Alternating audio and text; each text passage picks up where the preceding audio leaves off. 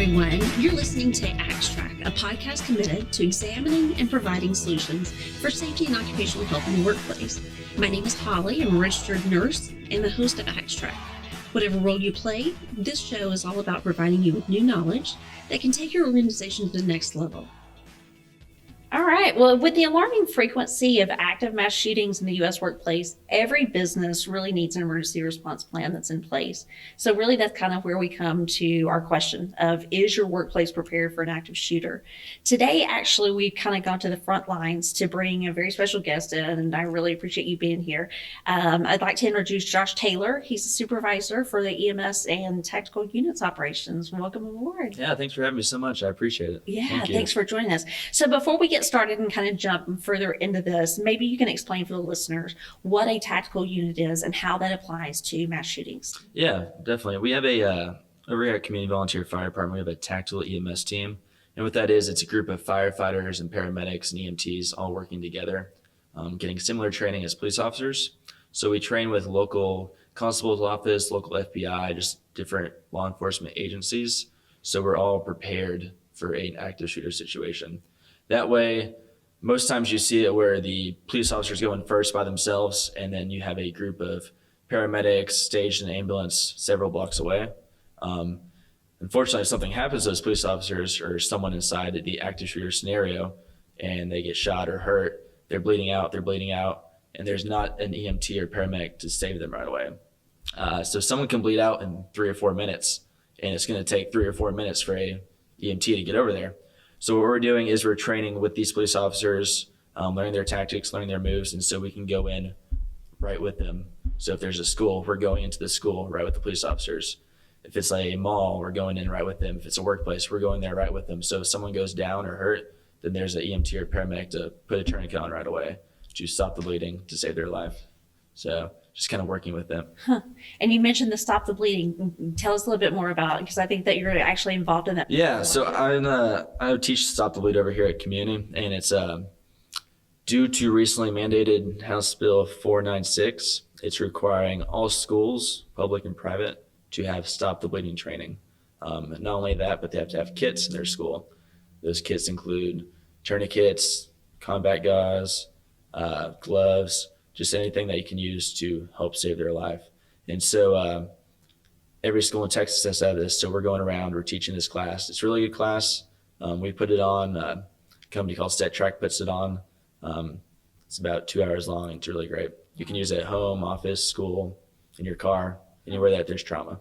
Wow. And that covers not just the teachers, then that covers administrators or right. Or who Administrative, nurses, police officers even, because a lot of them don't know exactly how to use their tourniquets. They might have a tourniquet on them, but they've never used it. So we do a classroom portion of it, and then we do a hands-on skills portion. So you're physically putting a tourniquet on someone, putting on another teacher, putting on the principal. You're packing wounds. So you're learning how to do that. So if something does happen, it's kind of second nature to you, and you're not freaking out, trying to figure out, how do I do this? I forgot how to do this. We're making sure that they know how to stop that bleeding, how to save a life. Wow, that's awesome. That's a great initiative. Well, kind of getting more into the numbers and looking at some of these active shooter cases. You know, when you look at the stats from the Congressional Research Service to Stanford University to the Washington Post, they all seem to kind of calculate their stats differently. But what it kind of comes down to, I think it's based on, some of them consider 3 or more incidents, or some of them are saying that it's 4, but basically they all are saying that it has occurred in a public place, and it excludes the perpetrators and also organized crime. But looking at those numbers as of the end of September, I think that it was showing something like 334 mass shootings that had already occurred, in 2019. So, that actually brings us to 1.2 mass shootings that are occurring each and every day. That just seems like a staggering number. Oh, it's insane. And it's becoming more and more frequent, and there doesn't seem to be a stop to it. So the only thing you can do is prepare for it. You're not going to stop it. You're not going to prevent them. The only preventive measures you can take is look for signs of someone in the workplace or at the school that's becoming more depressed, angry. They're showing signs that something might happen. You can report that. They're taking those reports a whole lot more seriously now because it's becoming a more common thread. But the only thing you can do is train, prevent it, do drills, train, So of these, whenever I was looking at some of the shootings that had taken place, I was really kind of focusing, obviously, because we're more of a workplace type Right. functionality. But I had looked at some of these, and I mean, they started out in the beginning of the year. You had a shooting that had occurred in a Florida bank where we had like 5 victims there. That shooter had actually been in training to be a correctional officer and had just resigned 2 weeks prior to that. In February, yet again, we're at another shooting. This one had occurred at a manufacturing plant. Another 5 victims there, along with an additional 5 police officers. And this was yet again a disgruntled employee that had been there for 15 years. I mean, everything from Virginia Beach to, as we're located in Texas, the things that happen here, obviously, we're a little bit more sensitive to those. But we had the issue of the shooting at Walmart in El Paso, where we had the 22 that were killed. We had an additional 24 that were injured. And then in the same exact month, we've got the Midland, Odessa shooting, where even though that wasn't necessarily a workplace related, that gentleman had just been terminated from his position before he then went on a roaming rampage, and took so many lives. So looking at this, it just seems like that this is an issue that can't be ignored any longer. And everybody thinks that it happens to somebody else, or it happens in a different location or a different scenario. But it just seems like that we need to have a reality check and recognize that this can happen to each and every one of us in the workplace. No, definitely. You never know when it could happen. You never know when someone might trigger, and that might be it for them, and they might just go off. And a lot of people think it's only in schools because that's what gets shown the most on the news is schools. But I got here in 2018, and there was 27 active shooter situations. 9 of those were in open public areas. 7 of those were close to the public, so like offices, office buildings. Only 5 of those were in schools, and then all the other ones were either churches, healthcare facilities, or government buildings. So not many of them are in schools. The ones that get shown in the news are schools because they're very tragic incidents, but it can happen any office place, any, like you said, Walmart, anywhere. It's bizarre. Yeah. I mean, it's occurring everywhere. And so it really makes you second guess what's going on in the world. It just seems like that it's a different place where we live now than what it used to be. Yeah. And turning a blind eye to this and being kind of ignorant to the facts, it just seems like a poor choice, poor selection. So with that in mind, what we wanted to kind of speak with you about is for employers and workplaces and things like that don't have a plan that's in place. Talk to us a little bit, first of all, about why it's so important to be prepared for one of these types of scenarios. Yeah, no, it's definitely important. Just so everyone is on the same page of what to do. You don't want to have, if you have 100 people in your workplace, you don't want to have 100 people doing something different. You need a generalized plan, a generalized escape route, and figure out what exactly each person's going to do.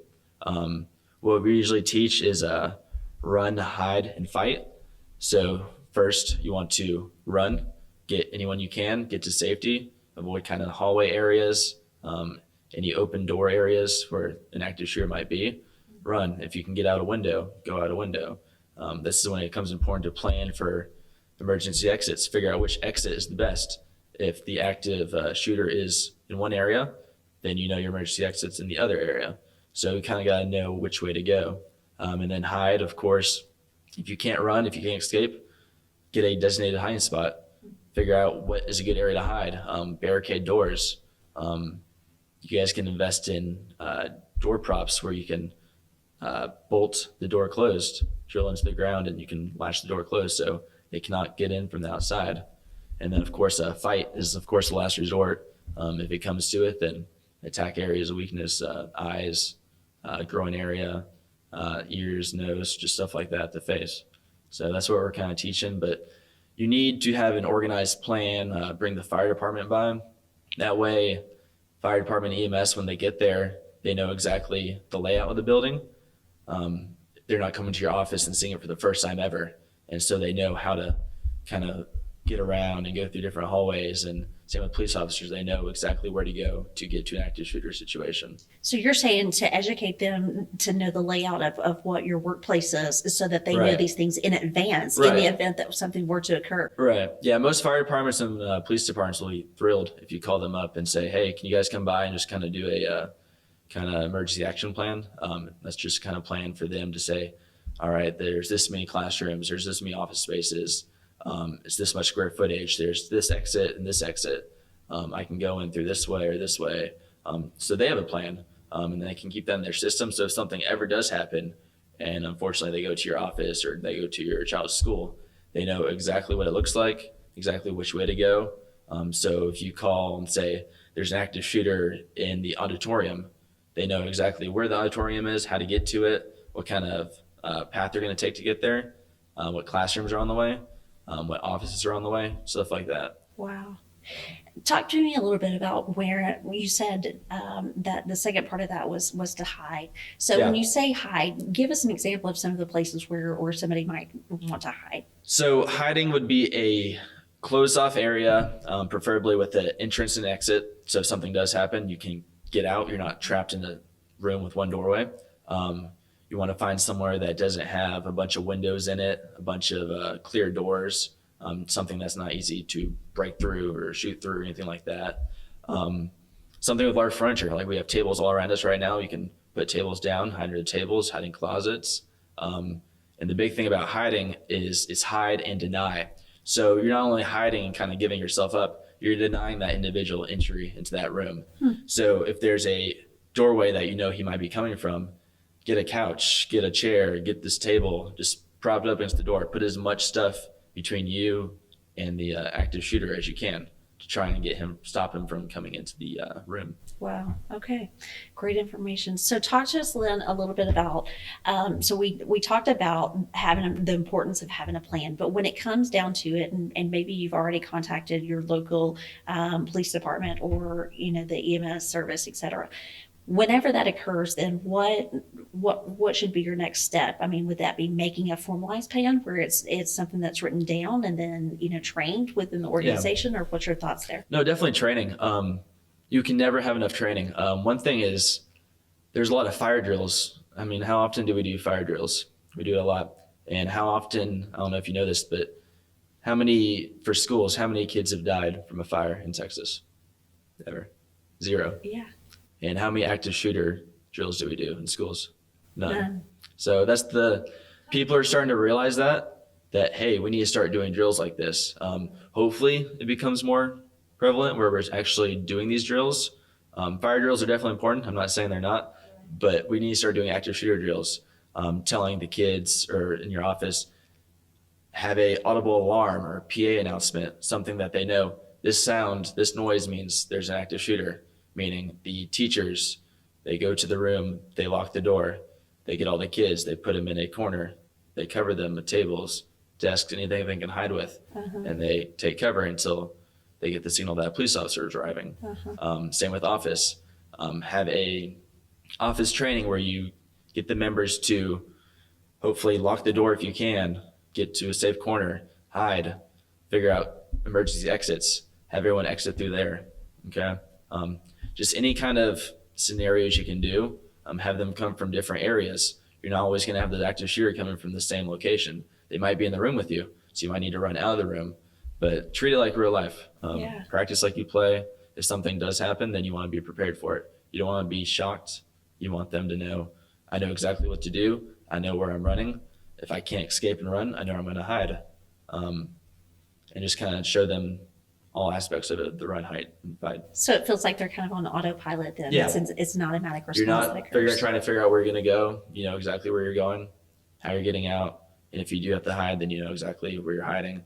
And if you do have to fight, then you know exactly what you're going to do to protect yourself. And that's conditioned behavior, correct? Right. Yeah. Right. It's repetition and just repeating over and over again. We need to do more active shooter drills.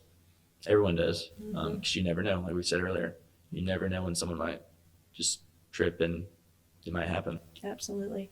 We hear a lot of people talking about this. If you see something, say something. Tell us a little bit about what that means and where that originated or what the focus is, how people can make that relate to them. Yeah. A lot of these instances where there is an active shooter, there's been lots of signs. You can't say that you've never seen, a lot of times on the news, they say, I've never saw this coming. I didn't know he was capable of this. I didn't know this was coming. But you go on their Facebook, their social media, you interview coworkers and they say, oh yeah, he's been kind of depressed lately and he's been talking about doing this, and you'll get on their Facebook and it'll be very negative comments and talking about wanting to hurt people. And I know that one in the New Zealand shooting that happened a couple of years ago or a year ago, he was on social media and told everyone what he was about to do several hours before he did it, and nothing was done about it. So if you have any suspicion at all, notify local law enforcement and they're going to do something about it. If you're wrong, then so what, you're wrong, but you might have saved hundreds and hundreds of lives if you're right. So just look for signs of depression, suspicious activity, anything like that. So what maybe would be some signs that one could recognize in a fellow employee or a coworker? You'd mentioned maybe some depressive things. Yeah, depression, disgruntled, maybe you got demoted, maybe you got fired. You notice I'm back in the office a lot lately. Stuff like that. Any reason for him to take out his anger, alcoholic tendencies, possibly divorced, maybe lost his kids in divorce or something like that, and he just wants to lash out on the world. Financial hardships. Anything that might just trigger him. He might be a completely normal guy, and that one event might have just triggered him, and he can't control himself.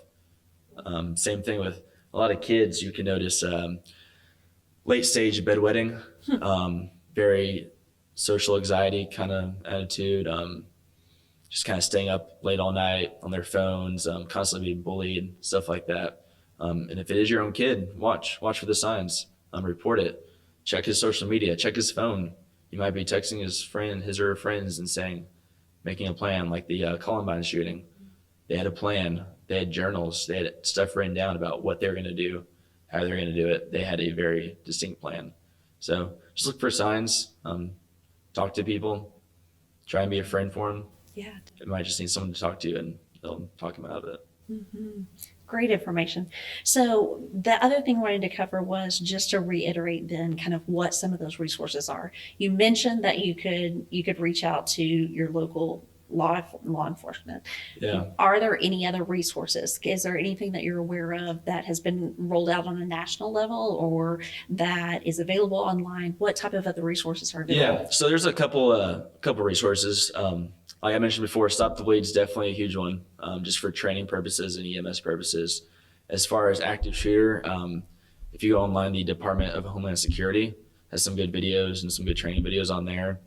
They also have like a little pocket guide you can kind of print out, and it has the run, hide, fight on it. And so just kind of reiterate that. There's several classes. There's a Craze class that we just recently took. And it's about a 3 or 4 hour class, and it's more detailed about what to look for, signs to look for, goes more into detail about the run, hide, fight, and it kind of goes into what you need to do. So that's a good, more civilian non-fire department class you can take. Just check with your agencies. A lot of different fire departments and EMS agencies and even law enforcement offer different classes, but just check around. Everyone offers something different. But I definitely recommend Stop the Bleed for anybody. And then Craze, go to Department of Homeland Security online, just kind of look at their stuff. There's videos, there's training online, YouTube, go to YouTube. YouTube has everything. Yeah, exactly. And just look up anything on there and they can kind of give you ideas of how to be prepared. How often do you recommend that these drills are performed? I would recommend 2-3 times a year. Wow. Yeah. It's like fire drills. I think schools are required to do fire drills twice a year. Do it twice a year. Just get comfortable with it. You can never do it enough. That's the thing. You can never do it enough. So if you do it once a month, awesome. Do it once a month. You're very prepared for it. Even if nothing happens, you're still very prepared for it. So I'd recommend at least 2 or 3 times a year just to kind of get in your system and figure out what's going on. And it's a traumatic thing too. So when you're doing these drills, people are gonna be scared. They're gonna be shocked. They're gonna be like, why do I ever need this? But you need to prepare them for something that may happen. So they're not thinking this is never gonna happen to me. They're gonna think this could happen to me. I need to be prepared to prevent this. Right. Well, thank you so much again. And tell us where actually we're located. Yeah, so we're at Community Volunteer Fire Department. The station we're at right now is Station 4. It's located off of Bel Air and Addis Clothing. It's in the southwest part of Houston, Alief. We cover about 26 square miles and about 150,000 people. Cover Harris, Fort Bend County. Average we're about 10,000 calls a year right now. Are you so really? We're definitely growing. Wow. Yeah, 26 a day. We recently, like I said, we did the tactical medic team that's been around for about a year now. We also started a hazmat team. Did you really? So we have hazmat, and we also have a water strike team. So there's a lot of flooding in Houston, as you know. So we have a water strike team. So we're kind of getting swift water training, stuff like that. So we're trying to be prepared in every possible scenario. It's not just a small local fire department. We're trying to grow. We're trying to get big. We have a lot of resources, and we want to use those resources Absolutely. for anyone that needs it. Yeah. And how is it that someone would maybe get in touch with you in the event that they had some type of questions or something of that sort? Yeah, definitely. You can always go online to communityvfd.com, as in volunteerfiredepartment.com. Or if you want to reach me personally, if you want to stop the lead classes, any kind of training, and just want to talk about what you can do, my email for the department is Josh.taylor@communityvfd.com. So feel free to reach out to me. Thank you so much for joining us today. Yeah, You've thank you been for just a having wealth me. of knowledge, and I think that you have been able to bring some insight, from the front lines that not everybody has access to. So we definitely appreciate No, thank you so appreciate much. your time and effort. Yeah, thank you. All right. Thank you. If you'd like to improve your own occupational health program, we invite you to contact Axiom Medical at 877-502-9466 or visit our website, Axiom, AXIOM, LLC.com.